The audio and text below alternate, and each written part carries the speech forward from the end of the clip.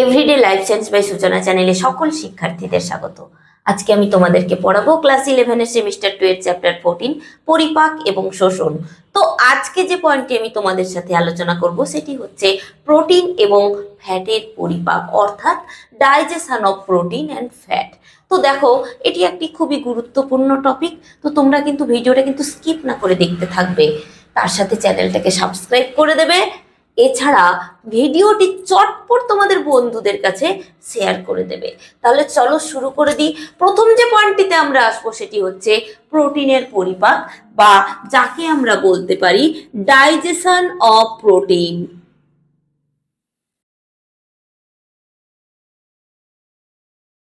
কি বললাম? Digestion of protein বা প্রোটিনের পরিপাক। তো আমরা জানি কি, আমরা যে খাদ্য গ্রহণ করি, আমাদের এই গৃহীত খাদ্যের পরিপাক আমাদের দেহের 3টি স্থানে সংঘটিত হয়। সেই 3টি স্থান কি কি? মুখবিবর, পাকস্থলী এবং ক্ষুদ্রান্ত, তাই তো? তো মুখবিবরে প্রধানত শ্বেতসার জাতীয় খাদ্যের পরিপাক ঘটে, তাহলে এখানে প্রোটিনের পরিপাক ঘটে না। তাহলে প্রোটিন কোথায় কোথায় পরিপাক হয়? তো প্রোটিনের পরিপাক হয় কেবলমাত্র কোথায় কোথায় বলতো? পাকস্থলী এবং আর একটি স্থানে হয়, সেটি হচ্ছে ক্ষুদ্রান্ত। তাহলে প্রোটিনের পরিপাক 2টি স্থানে হয়, 1 নম্বর হচ্ছে পাকস্থলী, 2 নম্বর হচ্ছে ক্ষুদ্রান্ত। তো পাকস্থলীতে কিভাবে পরিপাক হয়? পাকস্থলীতে বিভিন্ন গ্রন্থির থেকে ক্ষরিত হয় যে জুস, তাকে বলা হয় গ্যাস্ট্রিক জুস। তাহলে পাকস্থলীর বিভিন্ন গ্রন্থি থেকে যে জুস ক্ষরিত হয় তাকে বলা হয় কি? Gastric juice. এই গ্যাস্ট্রিক জুসে কি থাকে? এই গ্যাস্ট্রিক জুসে থাকে HCl এবং প্রো এনজাইম থাকে। তো প্রো এনজাইম হিসেবে কি কি থাকে? প্রো এনজাইম হিসেবে থাকে পেপসিনোজেন,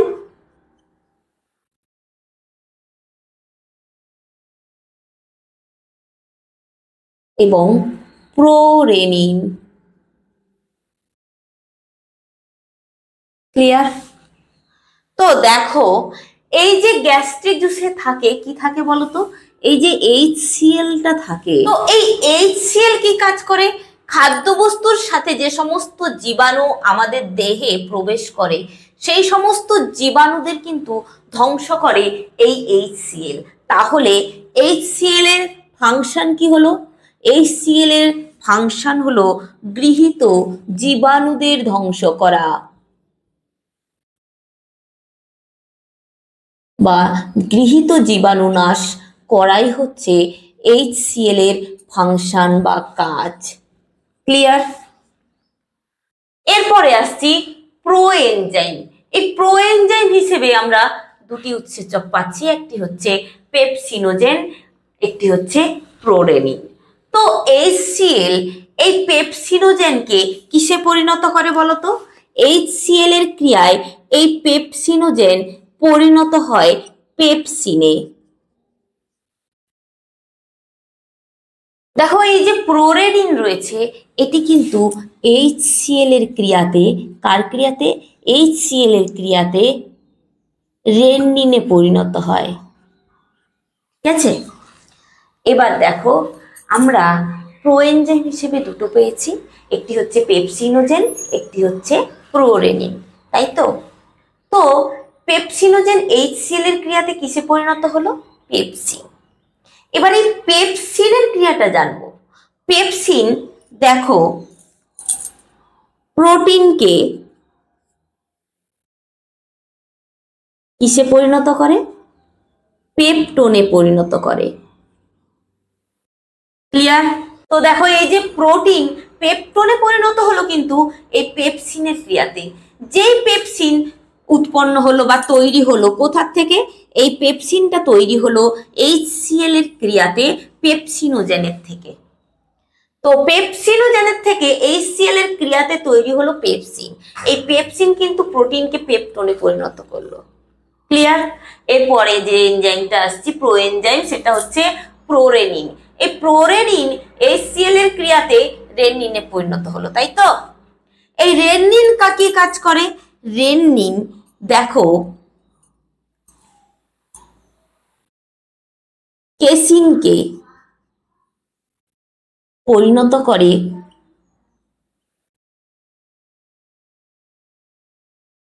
প্যারাকেসিনে। ক্লিয়ার? তাহলে দেখো এই যে কার্যাবলীটা কি সুন্দরভাবে আমরা ছকের মাধ্যমে জেনে নিলাম। আমরা জানলাম কি যে কেসিন রেনিনের ক্রিয়ায় প্যারাকেসিনে পরিণত হয়। এই যে রেনিন, এই রেনিনটা উৎপন্ন হয়েছে HCl এর ক্রিয়াতে প্রোরেনিন থেকে। ক্লিয়ার? তাহলে আরো একবার বলে দিই, প্রোএনজাইম হিসেবে আমরা পেয়েছি কি পেপসিনোজেন এবং প্রোরেনিন। ঠিক আছে? এই প্রোএনজাইম কোথার থেকে খরিত হয়? Gastric juice. এই গ্যাস্ট্রিক জুসে অবস্থিত কি থাকে? HCl এবং প্রোএনজাইম। এই প্রোএনজাইম হিসেবে আমরা পেয়েছি পেপসিনোজেন এবং প্রোরেনিন। এই পেপসিনোজেন HCl এর ক্রিয়ায় পেপসিনে পরিণত হয়, অপরদিকে প্রোরেনিন HCl এর ক্রিয়ায় রেনিনে পরিণত হয়। তো দেখো প্রোটিন এই পেপসিনের ক্রিয়াতে পরিণত হয় পেপটোনে, আর কেসিন রেনিনের ক্রিয়ায় পরিণত হয় কিসে? প্যারাকেসিনে। বুঝতে পেরেছো? তাহলে পাকস্থলীতে যে প্রোটিনের পরিপাক সেটা অনেকটাই কিন্তু আমরা কভার করে এসেছি, আর অল্প কিছু আছে। আমরা জানি কি বলতো, যে এই যে পেপসিন এটি কিন্তু প্রোটিনকে পেপটোনে পরিণত করে। তাই পেপসিন কিভাবে প্রোটিনকে পেপটোনে পরিণত করে? মানে সর্বশেষ উপাদান হিসেবে পেপটোন উৎপন্ন হয়। তো কিভাবে উৎপন্ন করে সেই পেপসিনের ক্রিয়া আমরা জানবো। এখন আমরা কি জানবো? পেপসিনের ক্রিয়া। তো পেপসিনের ক্রিয়া জানবো।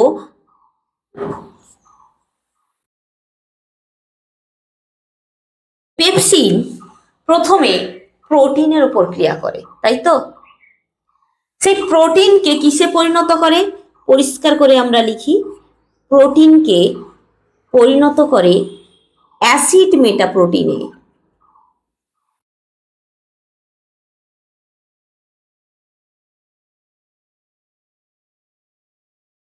অ্যাসিড মেটাপ্রোটিন কিসে পরিণত হয়? প্রাইমারি প্রোটিওজে। কিসে পরিণত হয়? Primary proteose. প্রাইমারি প্রোটিওজ কিসে পরিণত হয়? কনভার্ট হয় সেকেন্ডারি প্রোটিওজে।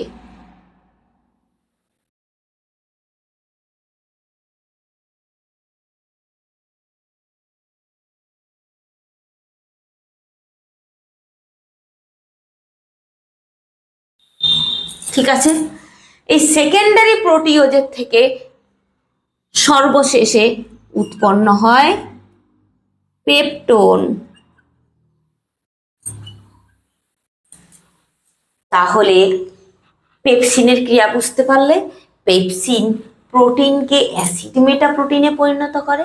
অ্যাসিড মেটাপ্রোটিন সেখান থেকে তৈরি হয় প্রাইমারি প্রোটিওজ, সেখান থেকে প্রাইমারি প্রোটিওজটা সেকেন্ডারি প্রোটিওজে কনভার্ট হয়, সেকেন্ডারি প্রোটিওজ এবার সর্বশেষে পেপটোনে পরিণত হয়। তাহলে পেপসিনের ক্রিয়া বোঝাতে পেরেছি। এরপরে দেখো এই যে প্রোরেনিনের থেকে তৈরি হলো রেনিন, এই রেনিন কেসিনকে প্যারাকেসিনে পরিণত করে। কিন্তু দেখো একটা জিনিস এখানে বলে দিই, এই যে রেনিন, এই রেনিন কিন্তু বয়স্ক মানুষদের অনুপস্থিত থাকে। এই রেনিন অনুপস্থিত থাকে কাদের? বয়স্ক মানুষদের বা বয়স্ক ব্যক্তিদের ক্ষেত্রে অনুপস্থিত থাকে এই রেনিন। তাহলে বয়স্ক মানুষদের ক্ষেত্রে এই যে দুগ্ধ প্রোটিন কিভাবে পরিপাক হয়? বয়স্ক মানুষদের ক্ষেত্রে কিন্তু তখন এই দুগ্ধ প্রোটিনকে পরিপাক করে এই পেপসিন। তাহলে বয়স্ক মানুষদের ক্ষেত্রে রেনিন অনুপস্থিত থাকে। কি অনুপস্থিত থাকে? বয়স্ক মানুষদের ক্ষেত্রে রেননিন অনুপস্থিত থাকে।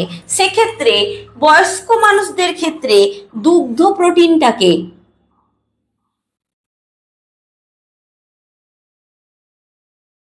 এই দুগ্ধ প্রোটিন পরিপাক হয় পেপসিনের দ্বারা। এই দুগ্ধ প্রোটিনকে পরিপাক করে পেপসিন। বয়স্ক মানুষদের ক্ষেত্রে দুগ্ধ প্রোটিনকে পরিপাক করে পেপসিন। ভালো করে মনে রাখবে। তাহলে দেখো, পাকস্থলীতে যে প্রোটিনের পরিপাক হলো সেটা বুঝতে পেরেছি। তো আমি আরো একবার সামারাইজ করি। পাকস্থলীর থেকে অর্থাৎ পাকস্থলীর বিভিন্ন গ্রন্থির থেকে ক্ষরিত হয় গ্যাস্ট্রিক জুস। গ্যাস্ট্রিক জুসে থাকে কি? HCl এবং প্রোএনজাইম হিসেবে থাকে পেপসিনোজেন এবং প্রোরেনিন। পেপসিনোজেন HCl এর ক্রিয়ায় পরিণত হয় পেপসিনে, অপরদিকে প্রোরেনিন HCl এর ক্রিয়ায় পরিণত হয় রেননিনে। এবার দেখো, পেপসিন প্রোটিনকে পেপটোনে পরিণত করে দেয় সহজেই, এবং রেননিন কেসিনকে প্যারাকেসিনে পরিণত করে। এখানে আমরা জানবো পেপসিন কিভাবে প্রোটিনকে পেপটোনে পরিণত করে। প্রথমে প্রোটিনকে অ্যাসিড মেটাপ্রোটিনে পরিণত করে, সেখান থেকে পরিণত হয় অ্যাসিড মেটাপ্রোটিনটা প্রাইমারি প্রোটিওজে। প্রাইমারি প্রোটিওজ এবার সেকেন্ডারি প্রোটিওজে কনভার্ট হয়, সেকেন্ডারি প্রোটিওজ সর্বশেষে পেপটোনে পরিণত হয়। বুঝতে পেরেছো? এরপরে আসছি, এই যে প্রোরেনিন, এই প্রোরেনিনের থেকে যে তৈরি হলো রেননিন, এই রেননিনটা কেসিনকে প্যারাকেসিনে পরিণত করে। এটাই হচ্ছে পাকস্থলীতে প্রোটিনের পরিপাক। তো এখানে আর কিছুই নেই, এখানে এক্সট্রা দুটো পয়েন্ট জানতে হবে যে পাকস্থলীতে উপস্থিত HCl আমাদের খাদ্যের সাথে যে গৃহীত যে জীবাণু তাদের নাশ করে। তাছাড়া এই যে প্রোরেনিনের থেকে রেননিন উৎপন্ন হলো, এই রেননিনটা বয়স্ক ব্যক্তিদের ক্ষেত্রে অনুপস্থিত থাকে। সেক্ষেত্রে বয়স্ক ব্যক্তিদের এই যে দুগ্ধ প্রোটিনটা পরিপাক হয় পেপসিনের দ্বারা। ক্লিয়ার? তো দেখো, পাকস্থলীতে তো প্রোটিন জাতীয় খাদ্যের পরিপাক হয়ে গেল। এবারে প্রোটিন জাতীয় খাদ্যটা পৌঁছে যাবে ক্ষুদ্রান্তে। ক্ষুদ্রান্তের কোথায়? ক্ষুদ্রান্তের ডিওডিনাম অঞ্চলে। কোথায়? ক্ষুদ্রান্তের ডিওডিনাম অঞ্চলে এই প্রোটিন জাতীয় খাদ্যবস্তু পৌঁছে যাবে। তো ডিওডিনাম অঞ্চলে পৌঁছালে সেখানে কি ঘটবে? সেখানে খাদ্যবস্তুর সাথে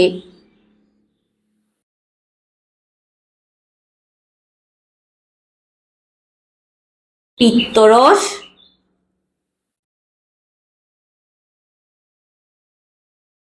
অগ্নাশয় রস এবং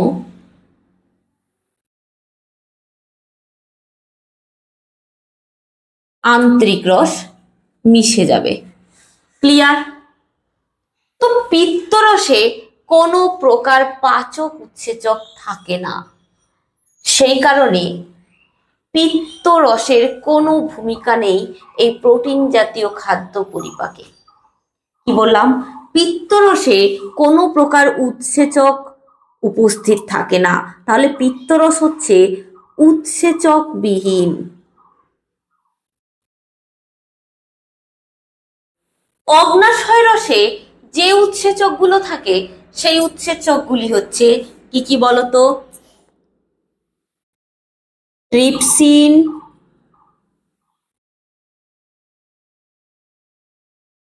কাইমোট্রিপসিন,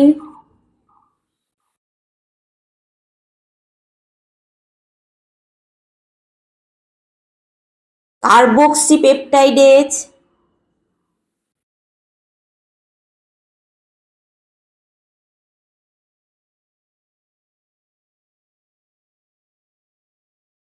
ইলাস্টেজ, কোলাজিনেজ। তাহলে অগ্নাশয় রসে কি কি উৎসেচক থাকে? Trypsin, chymotrypsin, কার্বক্সিপেপটাইডেজ, ইলাস্টেজ, collagenase. এগুলো অগ্নাশয় রসে এই ধরনের উৎসেচকগুলো থাকে যেগুলো খাদ্যবস্তু অর্থাৎ প্রোটিন জাতীয় খাদ্যবস্তু পরিপাকে বিশেষ ভূমিকা পালন করে। এরপরে আসছি আন্ত্রিক রস। আন্ত্রিক রসে যে ধরনের উৎসেচকগুলো দেখা যায় সেই উৎসেচকগুলি হচ্ছে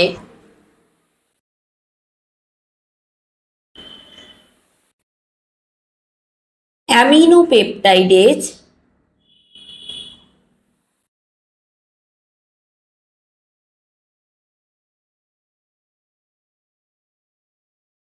ডাইপেপটাইডেজ,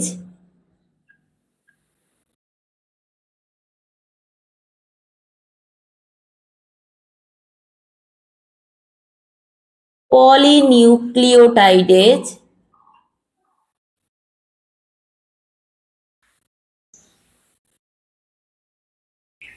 নিউক্লিওটাইডেজ,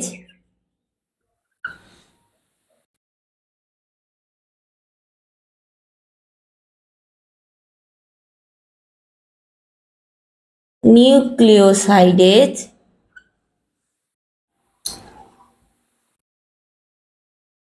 আর হচ্ছে ইরিপসিন। আন্ত্রিক রসে উপস্থিত এই ধরনের উৎসেচকগুলি কিন্তু প্রোটিন জাতীয় খাদ্য পরিপাকে বিশেষ ভূমিকা পালন করে। এক্ষেত্রে আমরা জানবো অগ্ন্যাশয় রসে উপস্থিত ট্রিপসিনের ক্রিয়াটা ভালো করে আমরা জেনে রাখবো। তো ট্রিপসিনের ক্রিয়াটা কি? দেখো,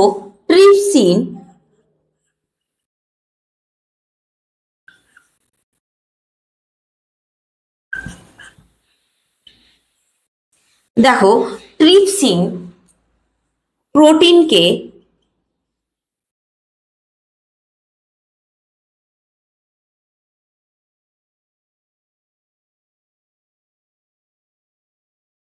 অ্যালকালি মেটাপ্রোটিনে পরিণত করে।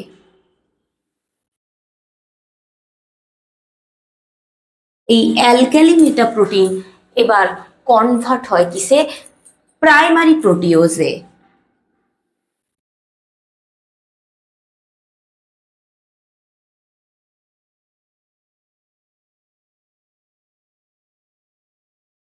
প্রাইমারি প্রোটিওজটা পরিণত হয় সেকেন্ডারি প্রোটিওজে।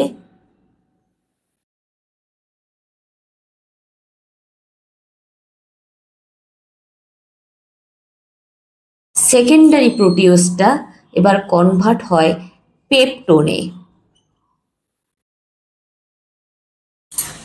ঠিক আছে, এবার দেখো আমরা আগের মতো পেপসিনের ক্রিয়া মতো এখানে ঠিক উল্টো, আগেরটা ছিল অ্যাসিড মেটাপ্রোটিন, এখানে ট্রিপসিনের ক্রিয়াতে প্রোটিনটা অ্যালকালি মেটাপ্রোটিনে পরিণত হয়। সেটি এবার প্রাইমারি প্রোটিওজ আগের মতো, তারপরে সেকেন্ডারি প্রোটিওজে কনভার্ট হয়, সেখান থেকে পেপটোন। কিন্তু এরপরে আরো তিনটে ধাপ রয়েছে, সেটি হচ্ছে এই পেপটোন পরিণত হয় পলিপেপটাইডে।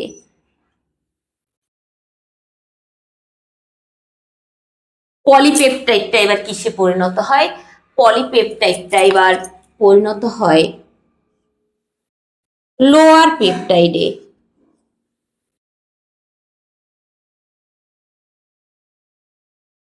লোয়ার পেপটাইড এবার কিসে কনভার্ট হয়? লোয়ার পেপটাইড এবার কনভার্ট হয় অ্যামিনো অ্যাসিডে।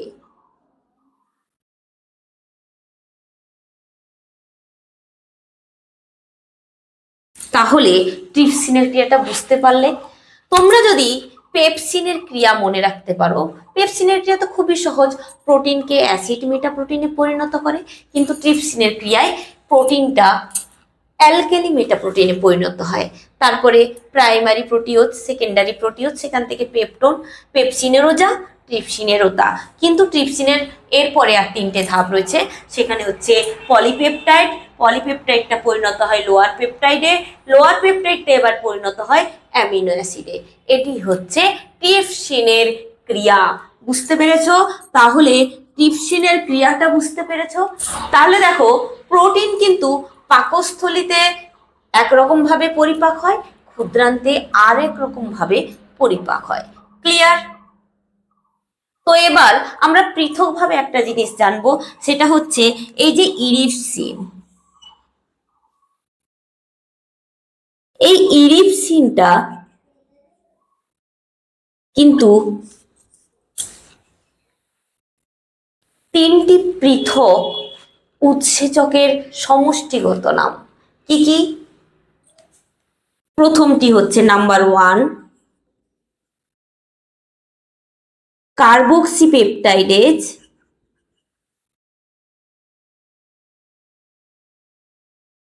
নাম্বার 2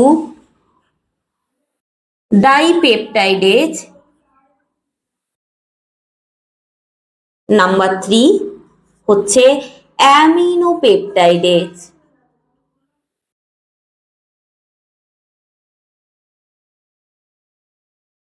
এই তিনটির সমষ্টিগত নামই হচ্ছে ইরিপসিন।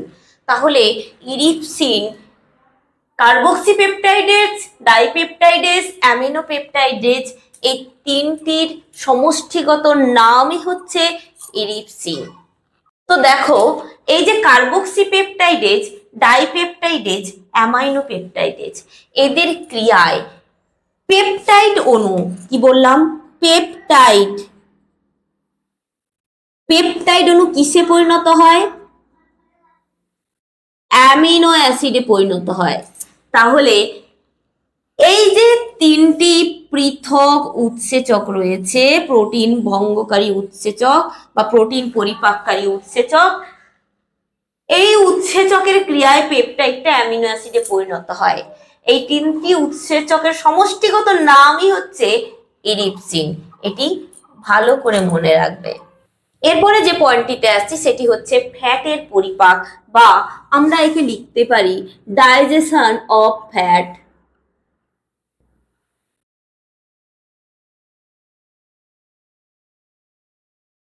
কি বললাম?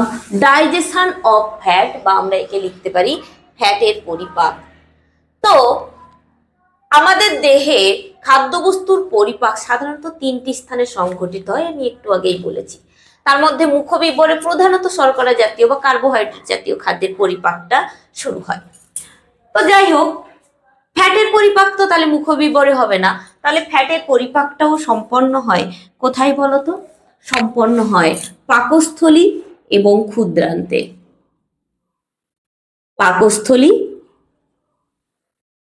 এবং ক্ষুদ্রান্তে সম্পন্ন হয়। ঠিক আছে? তো পাকস্থলীতে বিভিন্ন ধরনের পাচক উৎসেচক খরিত হয়। তো পাকস্থলী থেকে যে ফ্যাট ভঙ্গকারী উৎসেচক খরিত হয় তার নাম কি?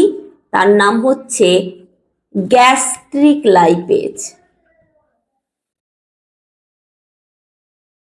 বুঝতে পেরেছো? আর ক্ষুদ্রান্তের থেকে খরিত হয় কি? পিত্তরস, অগ্নাশয় রস এবং আন্ত্রিক রস। কি কি খরিত হয়? খরিত হয় পিত্তরস, অগ্নাশয় রস আর আন্ত্রিক রস। তো দেখো এই অগ্নাশয় রসের থেকে যে ফ্যাট ভঙ্গকারী উৎসেচকটা খরিত হয় তার নাম কি? তার নামই হচ্ছে প্যানক্রিয়েটিক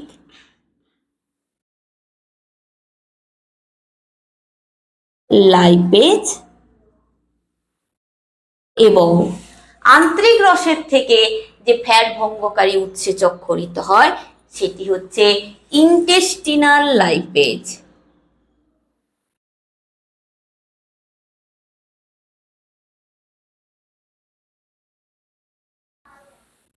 তো যাই হোক, এই যে প্যানক্রিয়েটিক লাইপেজ, ইন্টেস্টিনাল লাইপেজ, এখান থেকে গ্যাস্ট্রিক লাইপেজ, এই যে লাইপেজ ফ্যাটকে ফ্যাটি অ্যাসিড এবং গ্লিসারলে পরিণত করে। তো এই লাইপেজকে সবসময় সক্রিয় থাকে না, সবসময় সক্রিয় থাকে না, এটি নিষ্ক্রিয়ও থাকে। এই নিষ্ক্রিয় লাইপেজকে সক্রিয় করে পিত্তরস। তাহলে পিত্তরসের কাজ কি? পিত্তরসের কাজই হচ্ছে নিষ্ক্রিয় লাইপেজকে সক্রিয় করে তোলা।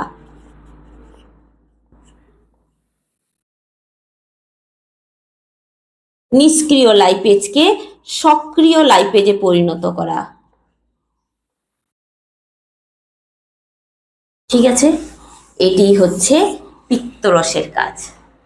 বুঝতে পেরেছো? তাহলে ফ্যাটের পরিপাকটা কিভাবে হয় সেটা বুঝতে পারলে? তাহলে আমরা পরিপাকের পুরোটাই কমপ্লিট করলাম, কার্বোহাইড্রেট, প্রোটিন এবং ফ্যাট। কার্বোহাইড্রেটের পরিপাকটা আগের ক্লাসে কমপ্লিট করেছি, আজকে প্রোটিন এবং ফ্যাটের পরিপাকটা কমপ্লিট করলাম। এছাড়াও ভিডিওটা এখানেই কমপ্লিট করছি। কারোর যদি কোনো প্রশ্ন বা কোয়ারি থাকে অবশ্যই কমেন্ট সেকশনে লিখে পাঠাবে এবং আমার চ্যানেলটিকে লাইক, শেয়ার, সাবস্ক্রাইব করে পাশে থাকা বেল আইকনটি প্রেস করে দেবে, যাতে আপলোড ভিডিওর পরবর্তী নোটিফিকেশন তোমাদের কাছে পৌঁছে যায়। ধন্যবাদ।